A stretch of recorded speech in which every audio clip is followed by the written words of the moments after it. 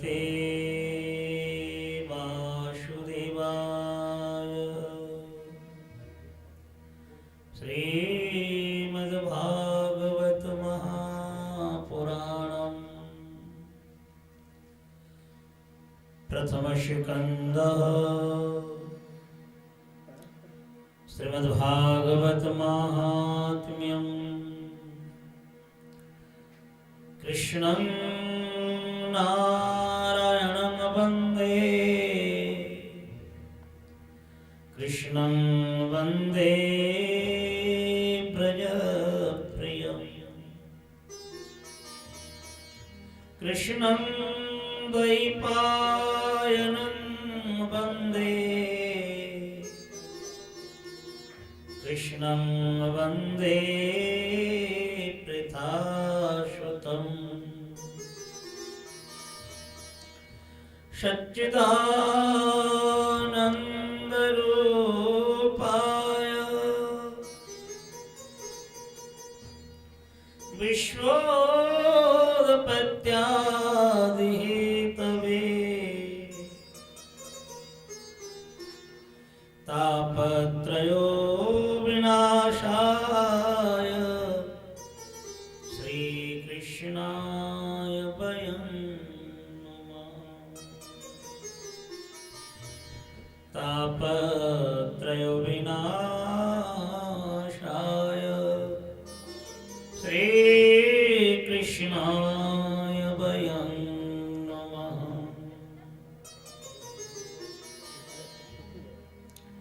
करुणा वरुणालय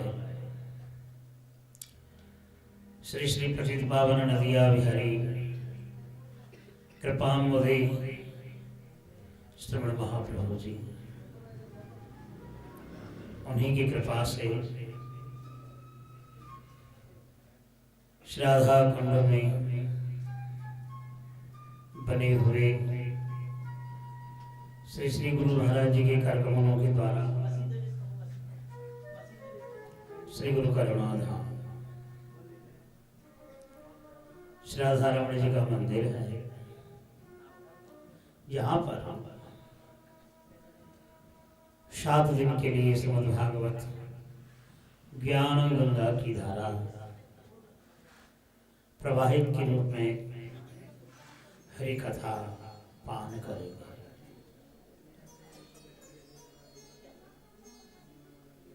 नित्यधाम प्रविष्ट अष्टोत्तर शत श्री श्री प्रेमानंदास बाबा जी महाराज ब्रजमंडल के विभूषण थे,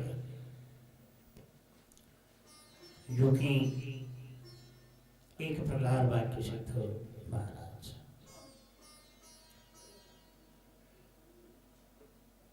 भजनानंदी परम निष्ठावान थे। तो उन्हीं के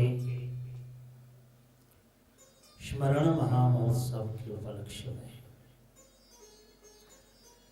वात्सरिक तिथि के उपलक्ष्य में श्रीमद् भागवत जी की समायोजन।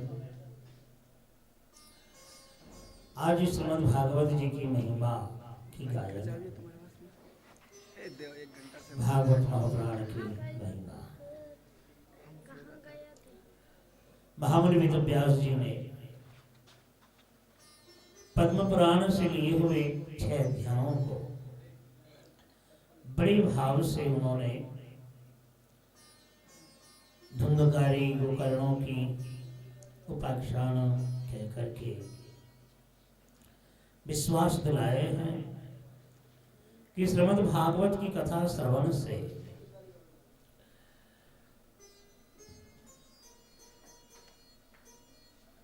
हर प्रकार के मानव अर्थात कितना भी पाप किया हो, अपराधी क्यों ना हो, भागवत की सान्निध्य में आने से, भागवत की कथा श्रवण करने से, मनन करने से परम पवित्र हो जाते हैं। इसलिए श्रीमद् भागवत की महिमा कीर्तन की है। सबसे पहले श्री भगवान के स्वरूपों की वर्णना की। वेद पुराण वर्णन करते हैं कि भगवान की महिमा या भगवान का स्वरूप प्रकट नहीं होता है। भगवान अव्यक्त हैं, विभु हैं, व्यापक हैं, लेकिन महामुनि वेद व्यास जी ने बड़े भाव से भगवान प्रकट होते हैं, उनके लीला चिंतन करके भव से पार उतर जाते हैं। इसलिए स्वरूपों की वर्णना। भगवान आनंदमय पुरुष है। सच्चिदानंद रूपाय विश्वोत्पत्त्यादि हेतवे तापत्रयो विनाशाय श्री कृष्णाय वयं नमः।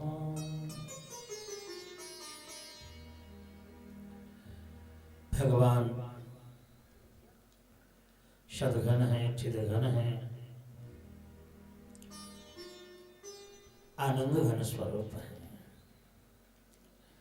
वेदों ने वर्णन की है रसो वैश, आनंद वैश। भगवान के अंदर जो आनंद स्वरूप है, ये आनंद और किसी के पास नहीं है। जीवों में जो आनंद है ये सुखाभास है, आनंद आभास है।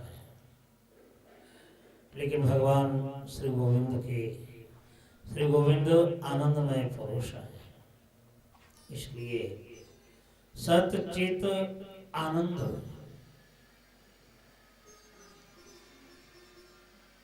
तीनों स्वरूपों से विभूषित है।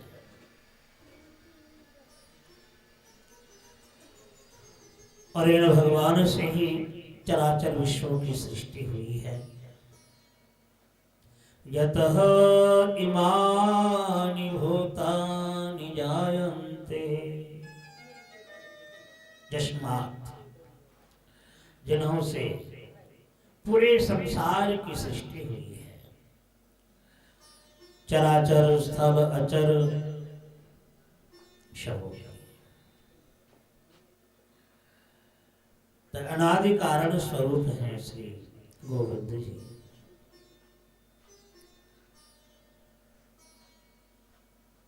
तो सृष्टि के कारण एकमात्र भगवान श्री कृष्ण है। और इनके श्री चरणों में कोई एक बार नमन कर ले, प्रकृष्ट रूप में प्रणाम करें,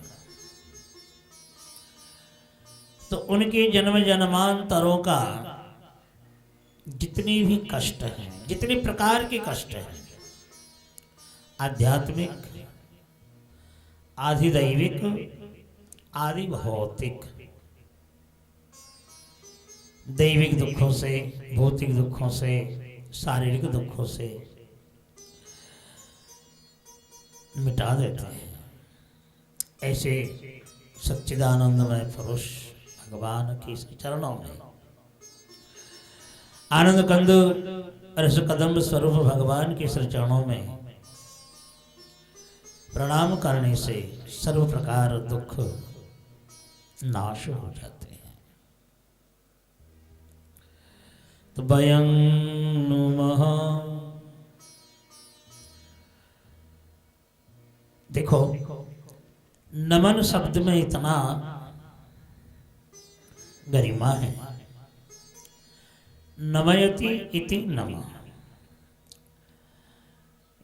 जो अहंकार स्वरूप मस्तक किसी के चरणों में नवता नहीं है। जैसे सूखी बांस उसको कितना भी नवा लो, नवेगा नहीं। तो ऐसा ही हमारे जीवनों में अहंकार अभिमानों से भरा हुआ है। तो अहंकार अभिमानों से ये मस्तक नवता नहीं है।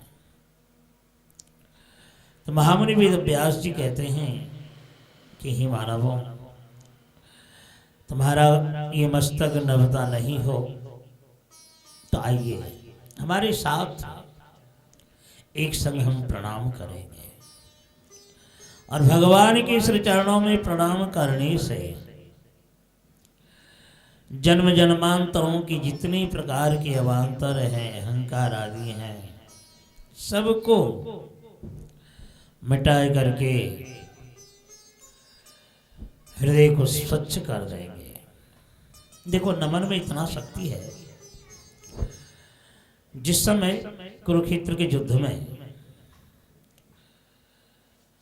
युधिष्ठिर महाराज सबसे पहले अपने पितामह भीष्म से आशीर्वाद लिए थे, तो उन्होंने विजय का आशीर्वाद दिया कि तुम विजयी बनो।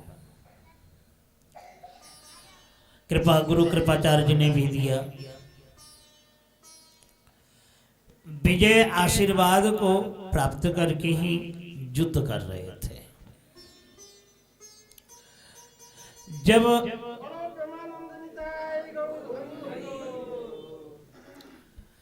जब मानो 10 दिन युद्ध होने जा रहा है, 10वां दिन, तो बड़े चिंतित हुए।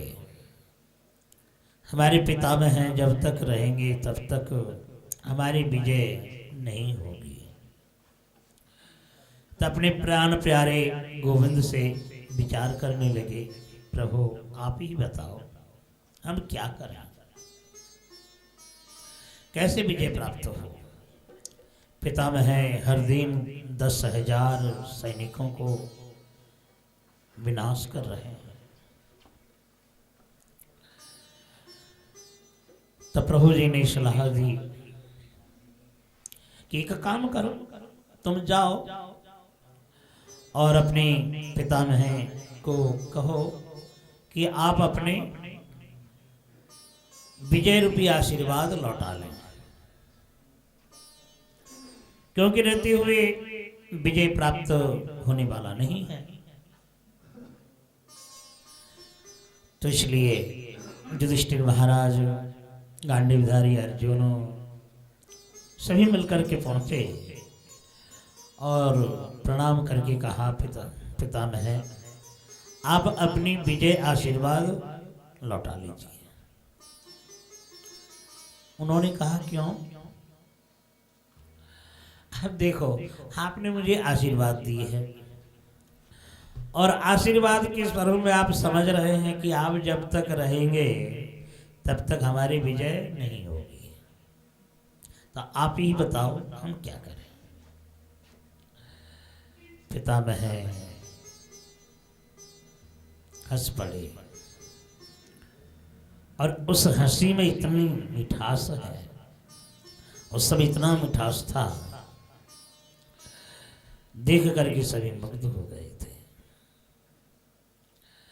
पितामह बोले, कोई बात नहीं युधिष्ठिर। अगले दिन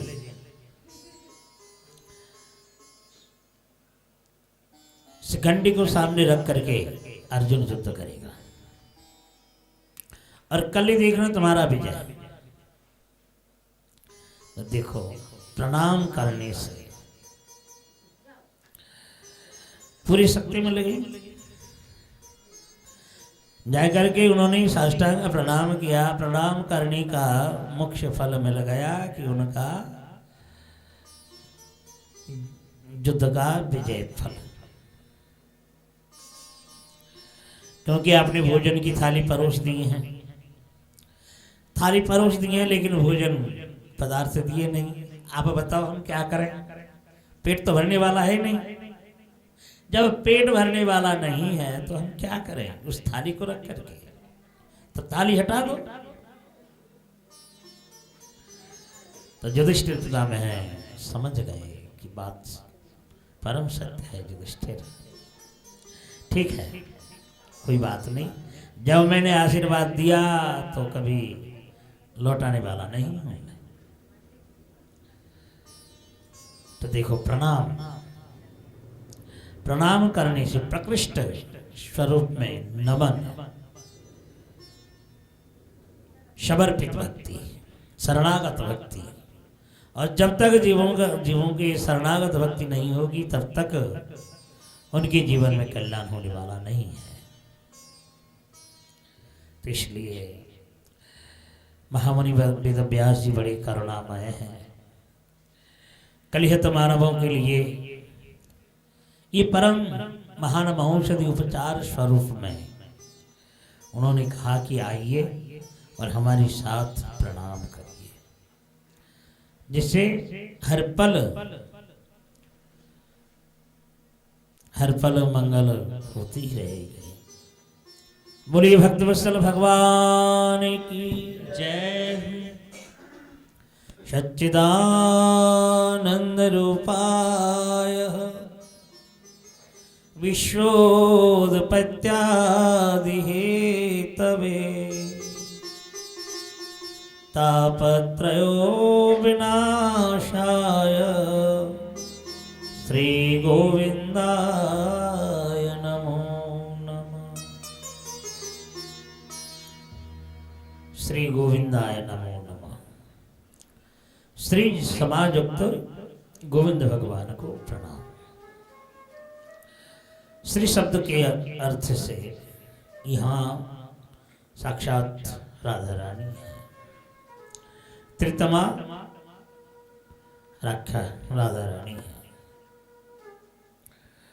तो श्रियायुक्त, दूसरा ये अर्थ है कि ऐश्वर्यों से युक्त षडैश्वर्य परिपूर्ण भगवान है। और श्रिया राधया सह, राधा रानी के साथ श्री गोविंद जी को हम प्रणाम करते हैं।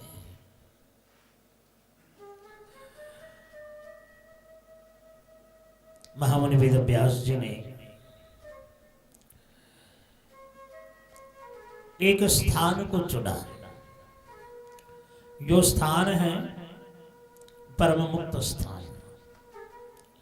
उस मुक्त स्थान में भगवान की माया प्रवेश नहीं कर सकती है, इसलिए उस स्थान का नाम है माया मुक्त स्थान।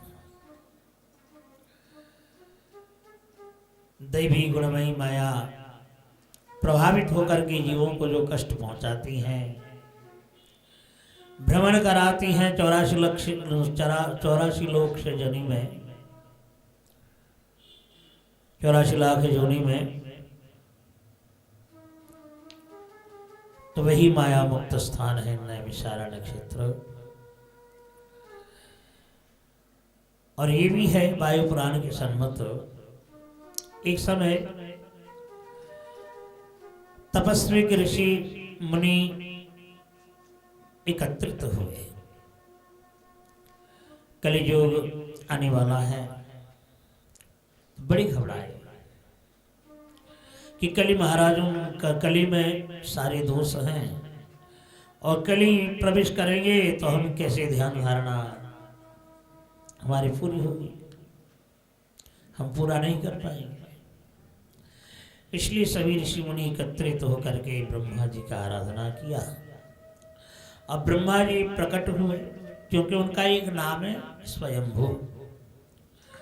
कहीं भी हो उनको स्मरण करने से उसी जगह में प्रकट हो जाएंगे। इसलिए ब्रह्मा जी का एक नाम है स्वयंभू, स्वयं प्रकट होने वाला। जय जय राधा रमण हरि बोल, जय जय राधा रमण हरि बोल, जय जय राधा रमण हरि बोल, जय जय राधा रमण हरि बोल, जय राधा रमण हरि बोल,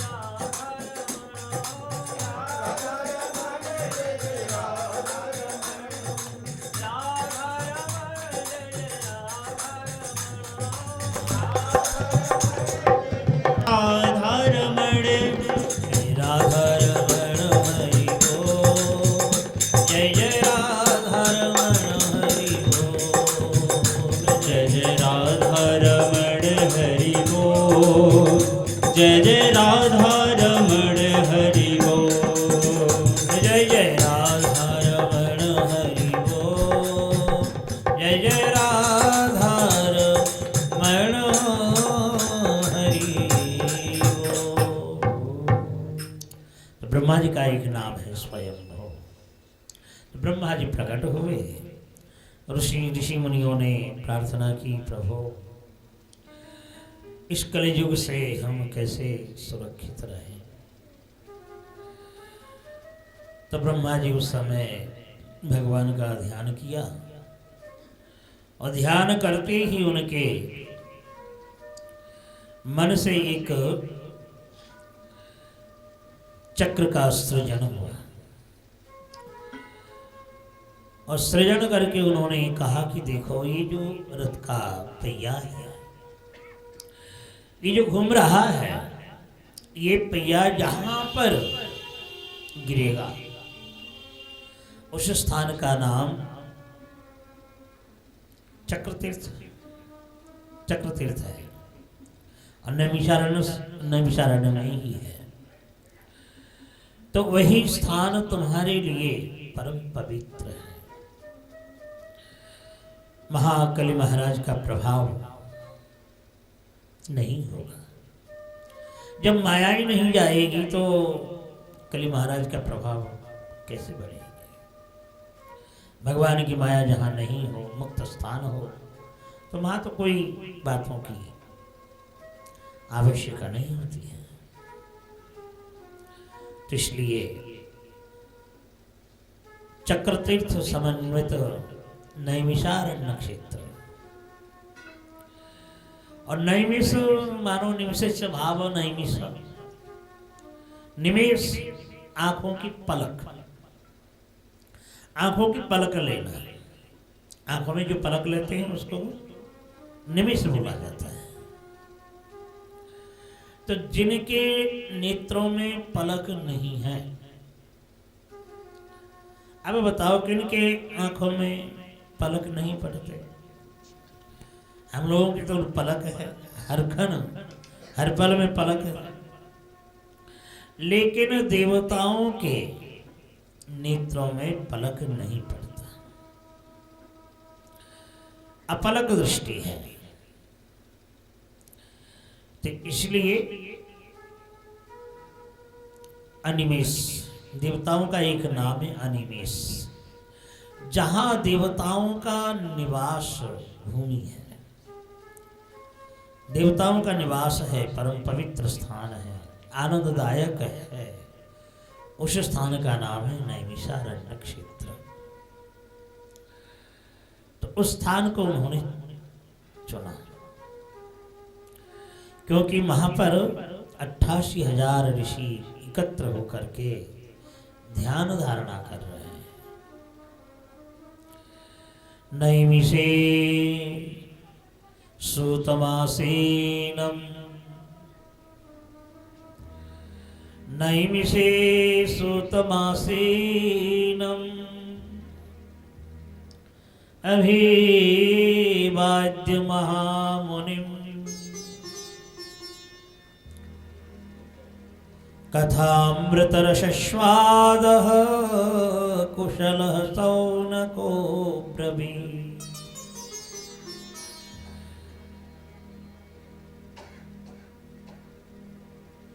88,000 ऋषि जप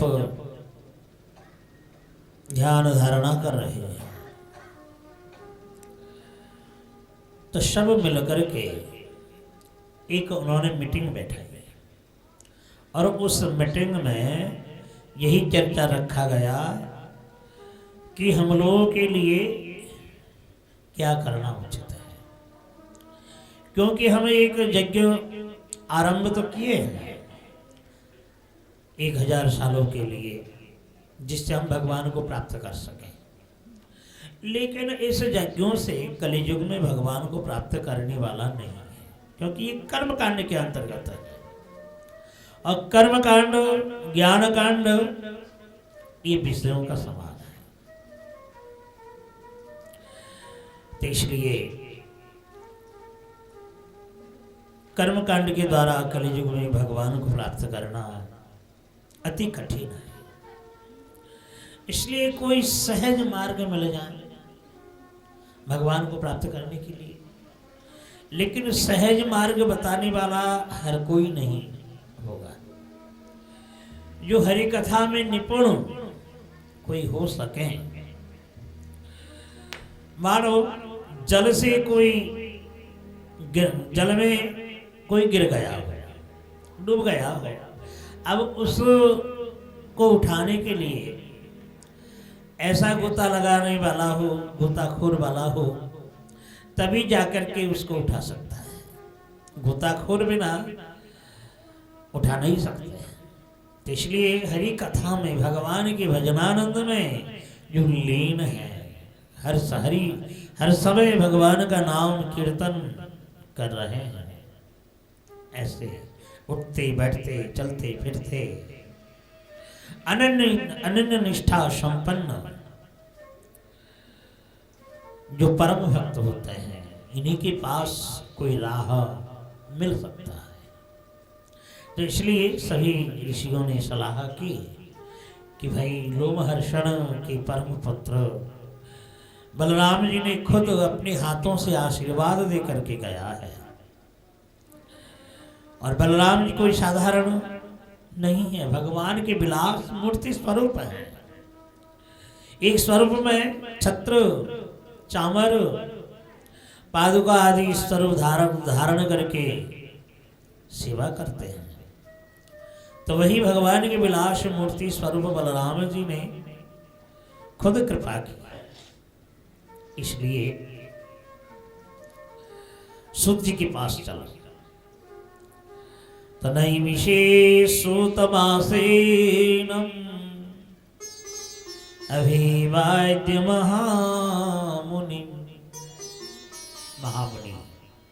सूत जी को सभी ऋषियों ने प्रणाम किया और प्रणाम करके यही उनसे प्रार्थना की, हे महाभाग श्रोत, तुम तो सारे शास्त्रों में निष्णात हो, तो इसलिए कर्ण रसायन समायुक्त, और कर्ण रसायन समायुक्त होने से भी नहीं होगा। रसस्वादन, जो खाने में जो पदार्थ अति स्वादिष्ट होता है, तो स्वादिष्ट जब होगा तभी ना भोजन करने में आनंद है। जितना स्वादिष्ट बनेगा उतना ही आनंद मिलेगा। तो हरि कथा श्रवण करने में जो रुचि, रुच्यात्मक भक्ति उत्पन्न होती है, श्रवण करने से आनंद बढ़ता ही रहेगा। ऐसा हरि कथा आप हमें श्रवण कराओ। कथामृतरसस्वादः कुशलः शौनको ब्रवीत। हरि कथा ही अमृत है, और अमृत कहने का तात्पर्य है कि अमृत पान करने से अमर हो जाते हैं। उसी प्रकार भगवान के गुणगान श्रवण करने से अमर बन जाते हैं।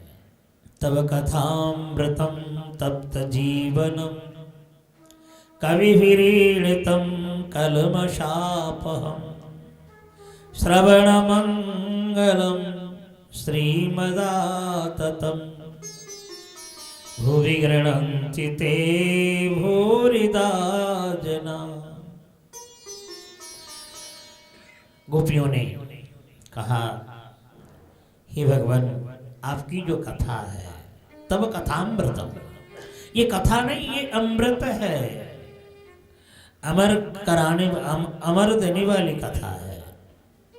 तब कथामृतम, क्योंकि अमृत रस पान करने से ज्वाला, यंत्रणा, सुख दुख आदि व्याधि कुछ रहता नहीं है, सबको शाप कर देती है। तो इसलिए हे भगवान, हे महाभाग श्रोत, हरि कथाओं में तुम कुशल हो, इसलिए हमें हरि कथा रूपी अमृत को पान कराओ। अज्ञान भांत विध्वंसः कोटि सूर्य समप्रभ कथाक्षायि हरेर्लोके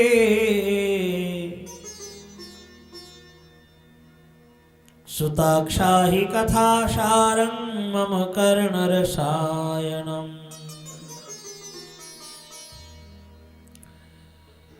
हे महाभाग श्रोत, हमारे हृदय अज्ञान अंधकारों से भरा हुआ है। अज्ञान अंधकारों से भरा हुआ है। यह अज्ञान कैसे दूर हो गए? हे शोध, कर्ण रसायन समायुक्त हरि कथा वर्णन करने से जरूर अज्ञान अंधकार दूर हो जाएगा। क्यों कि एक सूर्य उदय होने से सारे अंधकार को नाश कर देता है, कोहरा को नाश कर देता है। और एक संग में 1 करोड़ सूर्य उदित हो तब कैसे होगा? तो हरि कथा भी जब अगणन हरि कथा श्रवण करते रहेंगे तो निश्चय अज्ञान रूपी हमारी अंदर अंधेरा दूर हो जाएगा। न जानना ही अज्ञान है, जानना ज्ञान है। न जानना अज्ञान है। तो इस अज्ञान को दूर करने के लिए हरि कथा की आवश्यक है। तो ही सो तो भक्ति भी हमारे हृदय में बढ़ती रहे और भगवान को भी हम प्राप्त करें। ऐसे कोई उपाय मार्ग हमें दिखाओ या बताओ, वर्णन करो। संसार में जितनी भी वैष्णव हैं भगवान के माया से मुक्त होते हैं। कहते हैं कि कभी उनको माया सताती नहीं है। तो इसलिए माया मुक्त पुरुष है, आत्माराम पुरुष है। वे हरि गुणों से आकृष्ट होकर के सदा लीन रहते हैं। इसलिए वह वैष्णव किस प्रकार से माया मोह से मुक्त होते हैं और जो कलियुगों के मानव हैं ये भी बड़े दुखी हैं, कायक क्लेशों से कष्ट पा रहे हैं, अज्ञान है। कैसे अपने जीवन की मंगल होगी ये भी नहीं सोचते हैं, इनके बारे में तनिक भी नहीं सोचते। देखो संसार में 2 वस्तु बड़ी दुर्लभ होते हैं, बड़े कष्ट से तपस्या से मिलते हैं। वे 2 वस्तु ये हैं, एक तो चिंतामणि और दूसरा कल्पवृक्ष। चिंतामणि ऐसी चीज है कोई प्राप्त कर ले, भाग्य से किसी को मिल गया हो तो उस चिंतामणि के पास में जो भी कुछ चिंता करेंगे तो वही चीज मिलेगी। नाभाजी ने वर्णन किया, एक परम वैष्णव से भी राजा थे।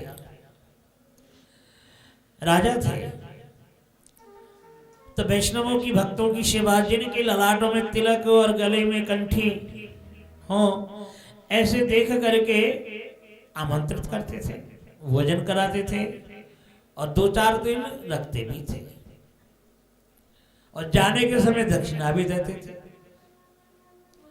तो ऐसे ऐसे ठगिया भी बहुत आए थे साधु के वेश में, संतों के वेश में, लेकिन उन्होंने देखा ये ठगिया है, लेकिन ललाट में तिलक है, गले में माला है, भक्त वेश तो है ही है। तो इतना उनका सेवा में निष्ठा। रहा। तो सेवा करते करते उनके पास सारे धन बीत गए। जब धन बीत गए तो अपने घर के जितने भी आभूषण स्त्री के अपने, उनको भी बेच करके संत सेवा में लगा दिया। अंत में उनके पास कुछ भी नहीं बचा। घर के जो किवाड़ थे, किवाड़ भी बेच करके साधु सेवा में लगा दिया।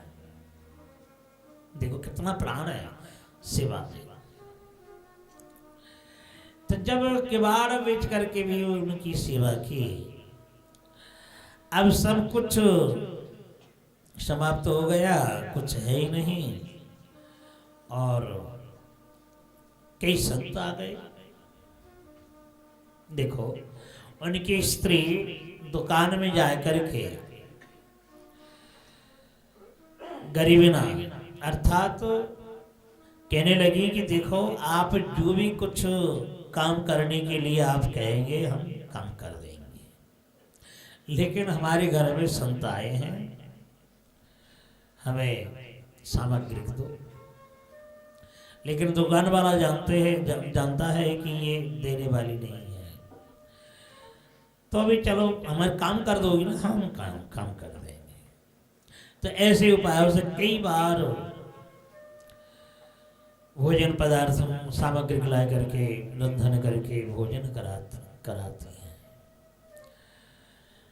एक दिन रात में सपने में देखा राजा सपने देखा कि प्रभु आए, भगवान आए और कहने लगे कि राजा तुम चिंता मत करो, तुम सेवा जो कर रहे हो सेवा करते जाओ। बोले प्रभु हमारे पास तो धन नहीं है, तो हम कैसे सेवा करें? बोले तुम चिंता मत करो, तुम्हारे अंगना में देखो चावल का एक बुर्जी है, जैसे भुसकी बुर्जी होती है ना। तो बंगाल में, वेस्ट बंगाल में जैसे कि गोला बोलते हैं, धान के गोला, तो चावल का गोला।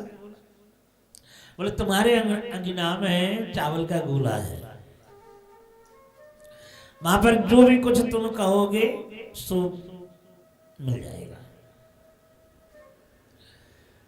तो सवेरे जैसे जगे तो बाहर निकले तो चावल का गोला दिखाई पड़ा, और जब वहां पर जाकर के जो भी कुछ कहते थे वही मिल जाता।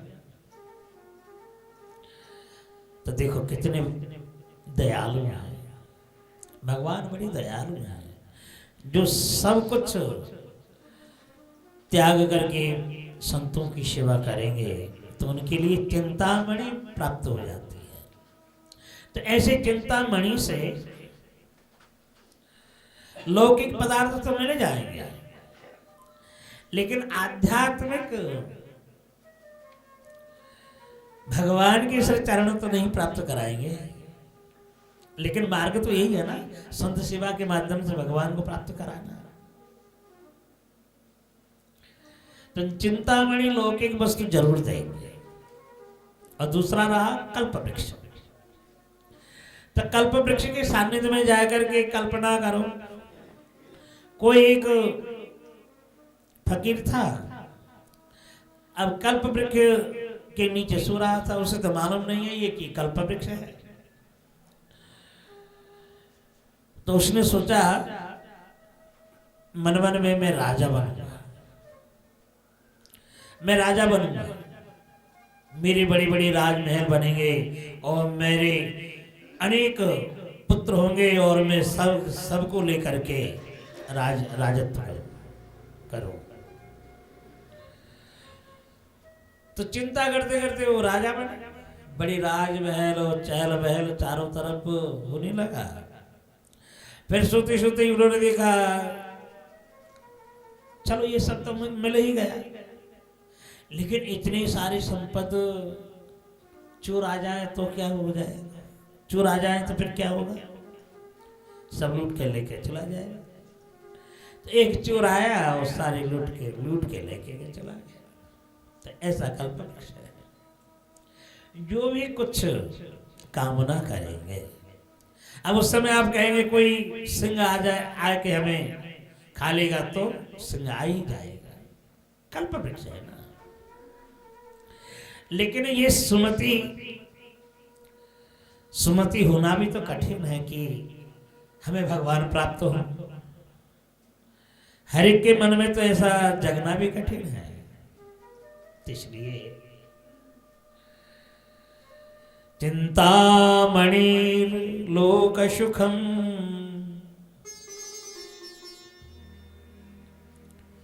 सुरद्रो स्वर्ग संपदम प्रयच्छति गुरो प्रेतो वैकुंठम योगी दुर्लभम।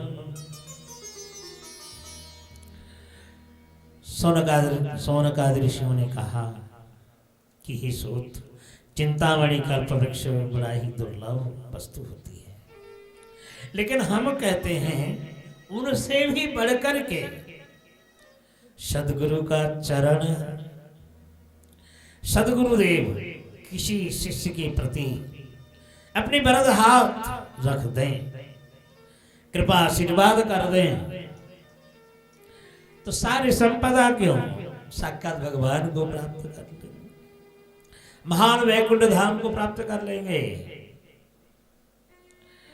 तो प्रयच्छति गुरु प्रीतो वैकुंठम योगी दुर्लभम। तो गुरु महाराज कभी किसी का अमंगल नहीं चाहता। भगवान कभी कभी पक्षपात लेते हैं, भगवान कभी कभी पक्षपात करते हैं। जैसे समुद्र मंथन के समय देवताओं ने प्रार्थना की तो भगवान प्रकट हुए और होकर के उन्होंने कहा कि एक काम करो, देखो गुरु अब तुम्हारे प्रति रुष्ट हो चुके हैं, ऋषि दुर्वासा जी अप्रसन्न हुए हैं, तो एक काम करो, तुम समुद्र मंथन करो, लेकिन तुम अकेले तो कर नहीं पाओगे, दैत्यों का सहारा लो, उनके पास जाओ, मित्रता बनाओ, मित्रता बना करके समुद्र मंथन करो। लेकिन देवताओं ने कहा हम कैसे करें, और देवता तो हमें देखते ही अस्त्र लेकर दौड़ते हैं मारने के लिए, तो हम तो उनके पास जा नहीं सकते। लेकिन भगवान ने क्या सलाह दी, देखो कभी कभी अपने कार्य सिद्ध करने के लिए छोटे के भी पांव पड़ना पड़ता है, छोटे के चरणों में भी गिरना पड़ता है, नमना पड़ता है कार्य सिद्ध करने के लिए। और दृष्टांत भी उन्होंने दिया, अहिंसी का वक्त देखो, तो ये पक्षपाती हुआ। लेकिन गुरु महाराज कभी पक्षपात किसी का नहीं करता है, हर समय हर एक के लिए मंगल ही कामना करते हैं, भलाई सोचते हैं। तो इसलिए हम सभी मिलकर के गुरु जी के चरणों में प्रार्थना करेंगे। हे मेरे गुरुदेव करुणा सिंधु करुणा कीजिए, मेरे गुरुदेव करुणा सिंधु करुणा कीजिए, हे मेरे गुरुदेव करुणा सिंधु करुणा कीजिए, मेरे गुरुदेव करुणा सिंधु करुणा कीजिए,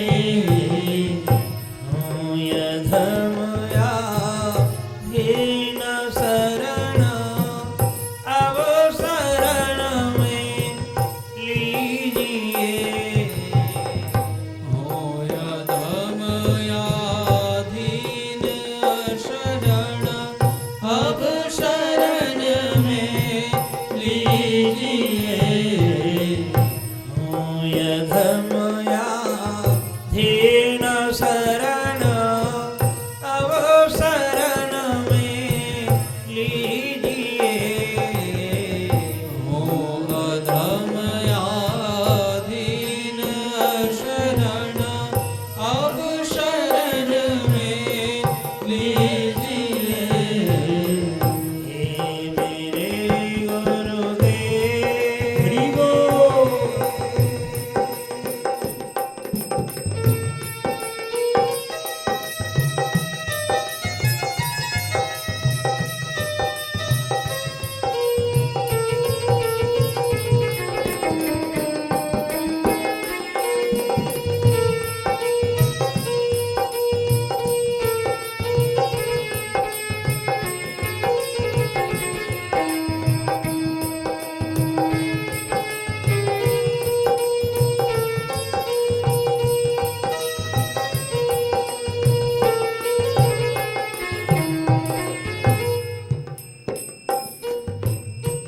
पाप बोझ से लदी है नैया बीच भंवर में आ रही।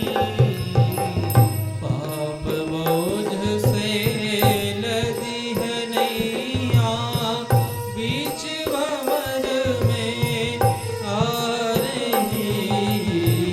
हे गुरु महाराज, हम क्या करें आपके इस चरणों में?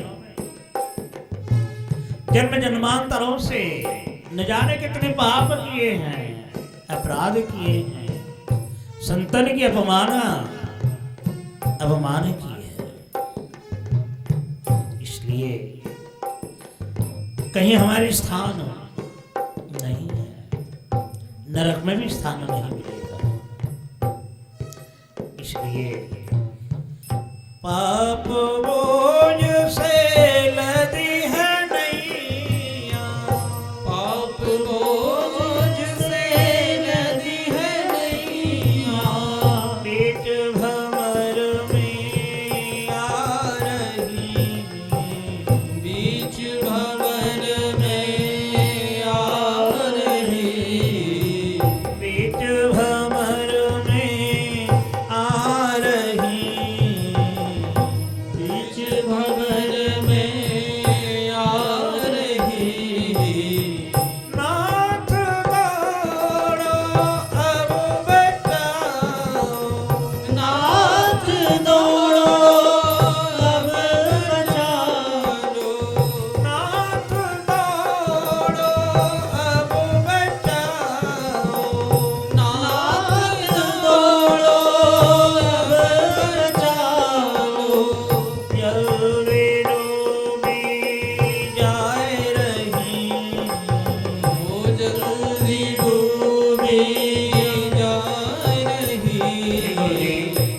अब समुद्र में डूबने वाला हो, अब उद्धार करने वाला आप ही हो।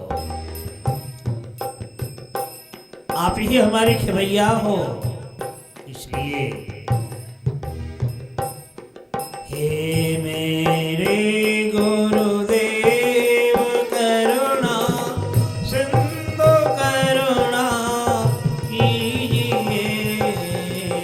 हे मेरे गुरुदेव करुणा सिंधु करुणा कीजिए। यधमयाधीन शरण अब शरण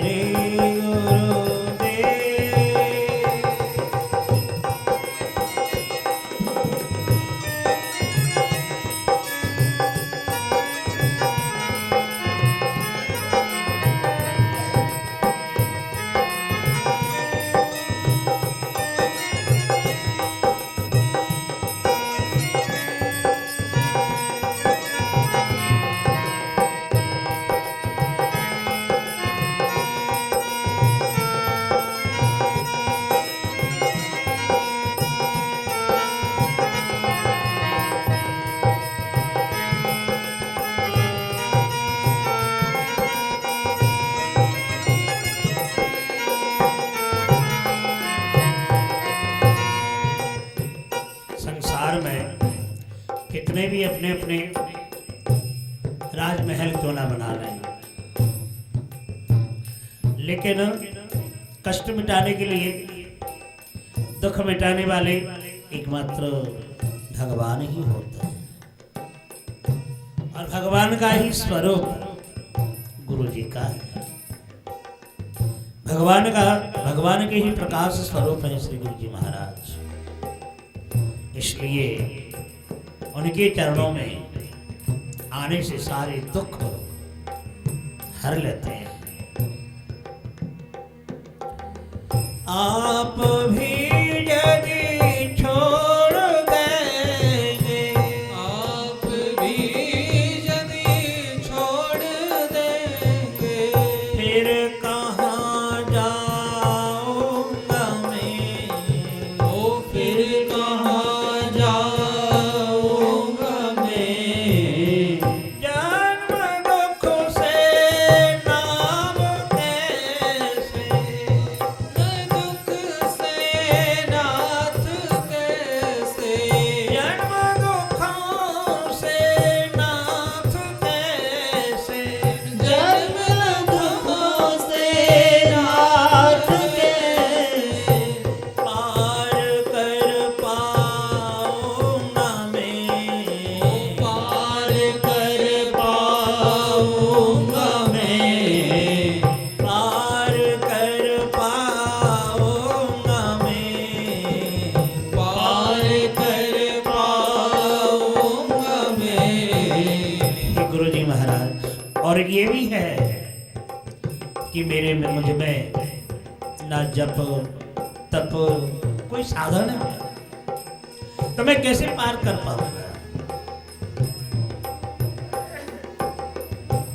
मुझ में है जप तप न साधन, और नहीं कुछ ज्ञान है। मुझ में है जप तप न साधन, और नहीं कुछ ज्ञान है। निर्लज्जता है एक बाकी, निर्लज्जता है बाकी, निर्लज्जता है एक बाकी, निर्लज्जता है बाकी। और अब अभिमान है, अब अभिमान है। ये मेरे गुरुदेव करुणा, इनको करुणा कीजिए। हे मेरे गुरुदेव करुणा सिंधु करुणा कीजिए। सब जगह मंजुल भटक कर ली शरण अब आपकी। सब जगह मंजुल भटक कर ली शरण अब आपकी। सब जगह मंजुल भटक कर ली शरण अब आपकी। सब जगह मंजिल भटक कर ली शरण अब आपकी। पार करना या न करना, पार करना या न करना, पार करना या न करना, पार करना या न करना। दोनों मर्जी आपकी। दोनों मर्जी आपकी। और क्या कह सके गुरु जी, इसलिए दोनों मर्जी आपकी। दोनों मर्जी आपकी। हे मेरे गुरुदेव करुणा, इनको करुणा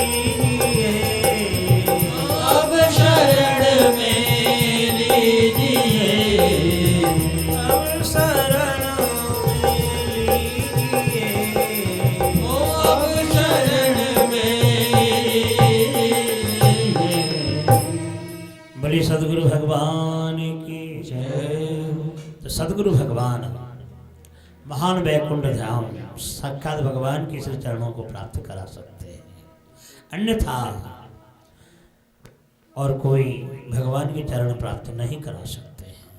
इसलिए शौनकादि ऋषियों ने प्रार्थना की और सुत जी हंस पड़े कि हे ऋषियों, आप जीवों के प्रति बड़े बड़े दयालु हैं। आपने जो प्रश्न की है ये अपने लिए नहीं, ये जग मंगल के लिए पूछे हैं। तो हे ऋषियों, इस कलियुग के लिए कृष्ण संतोष हेतु कर भगवान को प्रसन्नता करने के लिए एक ही मार्ग है, भक्ति वर्धन, भक्ति की वृद्धि करना है। अब भक्ति वृद्धि कैसे होगी? भक्ति वृद्धि तो तभी हो सकती है जब हम संतन के पास जाएं, उनके मुखार बिंदों से हरि कथा श्रवण करें। शतांग प्रसंगान मम वीर्य संगविदो भवन्ति हितकर्ण रसायना कथा तज्जोषनादश्वयपवर्गवर्तमनि श्रद्धारतिर्भक्ति अनुक्रमिष्यति। शतांग प्रसंगान, कपिल भगवान बोले कि हे जननी, संतन के निकट जाए बिना हरि भक्ति मिलेगी नहीं, क्योंकि उनके मुखार बिंदों से हरि कथा श्रवण करने से जन्म जन्मांतरों का जितने प्रकार वासनाएं हैं, कामना वासना, अपवर्ग ग्रंथियां, श्रृंखल, ये सब छूट जाएंगे संतन की कृपा से। इसलिए संत भगवान सबसे बड़े हैं। तो संतन के पास से ही भक्ति मिल सकती है और वही भक्ति के द्वारा भगवान को प्रसन्न करा सकते हैं। लेकिन भक्ति किसको कहा जाता है? भक्ति मतलब सेवा करना। अब हर प्रकार से सेवा कर सकते हैं, हरि कथा करके भी सेवा कर सकते हैं, हरि गुणगान गाय करके भी सेवा कर सकते हैं, कुछ अर्थों से सहायता करके भी सेवा कर सकते हैं, मन से, तन से, शरीर से। तो सेवा सेवा है, प्रासंगिक सेवा, साक्षात सेवा। तो हरि कथा सुनना भी एक सेवा है, क्योंकि सुनने से हमारे अंदर में जो बसे हुए भगवान हैं, जीवात्मा हैं, वे उनके लिए खुराक मिल जाता है, संतुष्ट होते हैं, प्रसन्न होते हैं। इसलिए कलियुगों के जो मानव हैं बड़े मंद हैं, आलसी हैं। ये तो कुछ अपने मंगल के लिए कुछ करने वाले नहीं हैं, सदा आलसी हैं। हे मुनीश्वरों, इसलिए सुखदेव जी महाराज ने भागवत की कथा वर्णन की है। श्रीमद् भागवतम शास्त्रम कलौ कीरेण भाषितम। काल रूपी अजगर जीवों को ग्रास करते हैं, तो उनसे बचाव करने का एक महान मार्ग यही है कि भगवान के गुणगानों को श्रवण करना, श्रवण करना।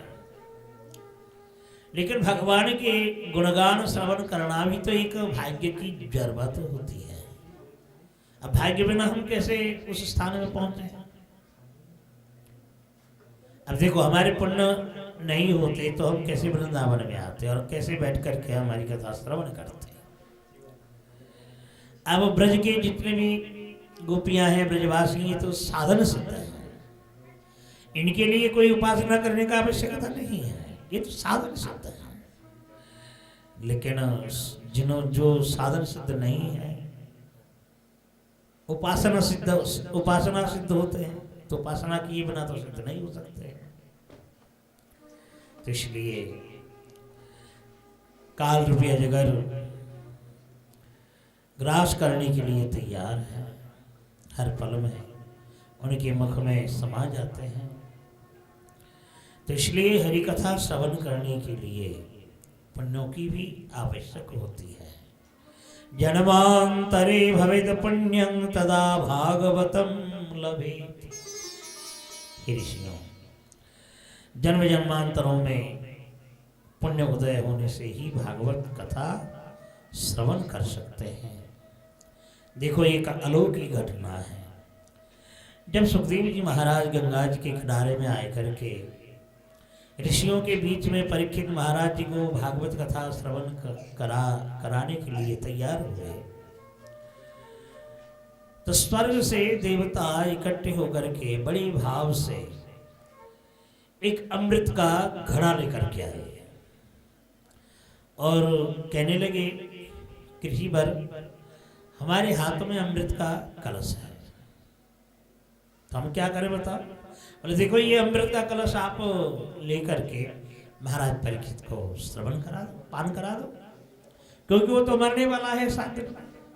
अमृत पान करा देंगे तो अमर बन जाएगा। फिर आगे बताओ? बोले, उनके विनिमय जो हमने अमृत दिया वो तो अमर बन जाएगा, तो उनके लिए तो हरि कथा का जरूरत है ही नहीं। जो अमर बन जाएंगे तो उनके लिए हरि कथा श्रवण करने का क्या आवश्यक है? तो इसलिए हमें पान कराओ, हरि कथा हमें श्रवण करा दो। सुखदेव जी मन मन में विचार करने लगे, बड़े स्वार्थी हो कि कोई भाग्यवान हरि कथा श्रवण करने के लिए तैयार बैठा हुआ है और उसको वंचित करने के लिए तुम बीच में आ गए। लेकिन तुम तो पृथ्वी में बैठ नहीं सकते हो, क्योंकि पृथ्वी में तुम्हारे पांव टिकते नहीं है, तुम तो शून्य देश में रहती हो। और जब तक एक लाइन में बैठ करके हरि कथा नहीं श्रवण करोगे, तब तक तो तुम्हारे भागवती कथा श्रवण नहीं होगी। तो फिर तो ऐसा करना पड़ेगा, तुम्हारे स्वर्ग में जा करके हमें कथा करनी है, क्योंकि तुम तो यहाँ बैठ नहीं पाओगे। तो फिर हमें स्वर्ग में जा करके हरि कथा वर्णन करनी है। मतलब ऐसा है ना, कोई किसी से तय कर लिया, भैया मैं इतना पैसे में आपको दूं, और उसी जगह आकर के कहा कि नहीं नहीं मैं इतना दूंगा।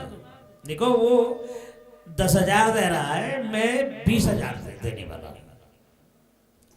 अब जो लोभी होगा वो तो 10,000 छोड़ करके 20,000 देने वाला कोई ही देगा ना। तो उसी प्रकार परीक्षित महाराज हरि कथा श्रवण करने के लिए बैठे हुए हैं और देवता अमृत का कलश लेके आए।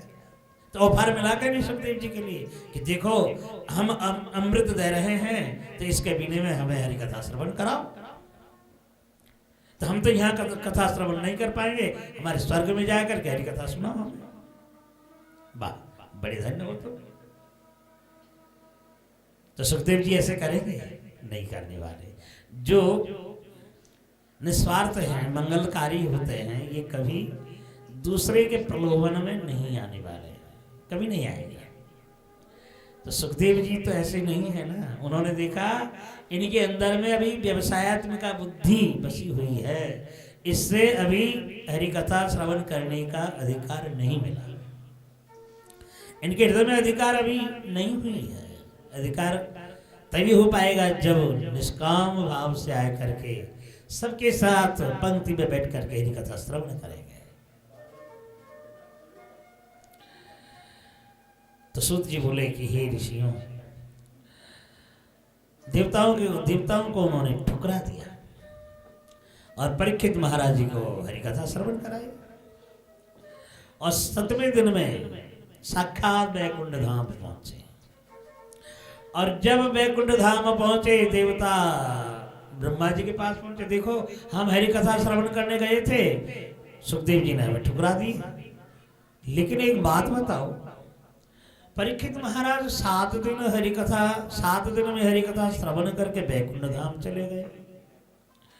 तो इतने जो साधन है, जप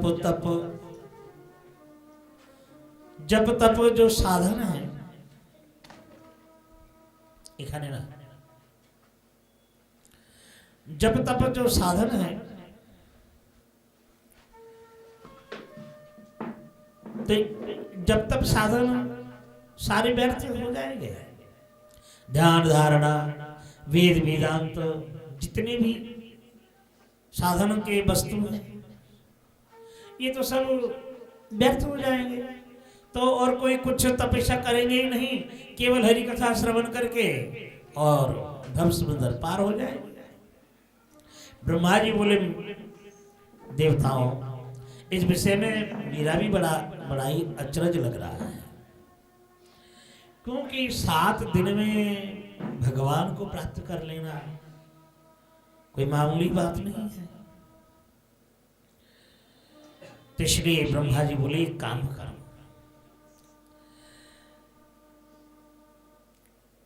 हम नीचे जाते हैं। चलो, देवताओं को लेकर के ऋषि मुनियों के पास पहुंचे। ऋषि मुनियों ने भी यही कहा कि ब्राह्मण, आप बताओ, जब हरि कथा की इतनी शक्ति है कि 7वें दिन में भगवान को प्राप्त कर लेंगे, तो और जितने भी साधन हैं, तो ये साधन किस लिए है? ब्रह्मा जी ने कहा कि कोई बात नहीं, निराकरण करने का एक ही उपाय है, एक ही मार्ग है। तराजू लो और तराजू में दोनों तरफ वेद वेदांत, साधन प्रणाली, अष्टांग प्राणायाम, योग, ध्यान धारणा, तपस्या एक तरफ रखो और दूसरे तरफ श्रीमद् भागवत जी को रखो और तोल करके देखो किसमें अधिक भारी है। तो ऋषि मुनियों के बीच में देवताओं ने जब तराजू में तोले, तो अन्यानी लहुनी जाता इदं गौरवे नमः। हे ऋषियों, बड़ी आश्चर्य की बात रही कि जितने साधन प्रणाली थे सब हल्के हो गए। कैसे हल्के? रुई के समान हल्के हो गए। और श्रीमद् भागवत जी मणि जैसे महान भारी होती है, स्वर्ण महान भारी होते जैसे भारे होते हैं, तो उसी प्रकार भार स्वरूप श्रीमद् भागवत जी भार स्वरूप होकर के नीचे ही पड़े रहे। तो इसलिए मेनिरे भगवत रूपम शास्त्रम भागवतम कलो, इस कलि युग में श्रीमद् भागवत जी साक्षात भगवान के स्वरूप है। इनके अलावा, भागवत जी की कथा अलावा भव समुद्र से पार करने वाला और कोई नहीं है। हरि कथा श्रवण से ही भगवान को प्राप्त कर सकते हैं, लेकिन 7 दिन में ही भागवत की कथा श्रवण करनी है। तो शौनकादि ऋषियों ने प्रश्न किया, भगवान ये 7 दिन में ही भागवत, जब इतनी अमृत अमर करने वाली भागवत की कथा है, भगवान को प्राप्त कराने वाली भागवत है, तो 7 दिन में ही क्यों? इसको धीरे धीरे आस्वादन करें, श्रवण करें, तो कितने आनंद मिलता रहेगा। अब कोई गन्ना का रस, गन्ना चूस रहा हो, अब उसको धीरे धीरे चिबोते रस को निकालते रहेंगे तो ज्यादा मिठास, जितने चिबोगे इतना ही मिठास मिलता रहेगा। तो हरिकथा जैसे भी श्रवण करते रहेंगे तो उतना ही मिठास बढ़ता ही रहेगा। और 7 दिन में ही भागवत हम श्रवण कर लेंगे तो 7 दिन में तो पूरा होगा भी नहीं। तो 7 दिन में ही श्रवण करने का जो नियम है, तो ये नियम बनाया किसने? सुत जी बोले कि सुनो, एक समय देवर्षि नारद स्वर्ग से पृथ्वी पधारे और बड़े बड़े महान महान जो तीर्थ हैं, तीर्थों का जो गुरु है पुष्कर, वहां गए। और तीर्थों में राजा प्रयाग में गए, प्लह मुनि के आश्रम, तो ऐसे ऐसे रामेश्वर, तो इन सब तीर्थों में भ्रमण करते रहे। तो भ्रमण करते करते वृंदावन पहुंचे। तो वृंदावन में जाकर के उन्होंने देखा एक नव तरुणी बिलबिला रही थी। जमुना जी के किनारे लूटपोट खा रही थी, बिलबिला रही थी। लेकिन सेवा करने वाली बहुत थी, दासियां अनेक थी। कोई पंखों से झेल रही थी, कोई चामर से, लेकिन दुखी थी। तो नारद जी बोले, मुझे देख करके उन्होंने आवाज दी, साधो क्षणम तिष्ठ मच्चिंतामपि नाशय। हे साधो, आप क्षण भर के लिए हमारे पास आए और हमारे अंतर की व्यथा नाश कर।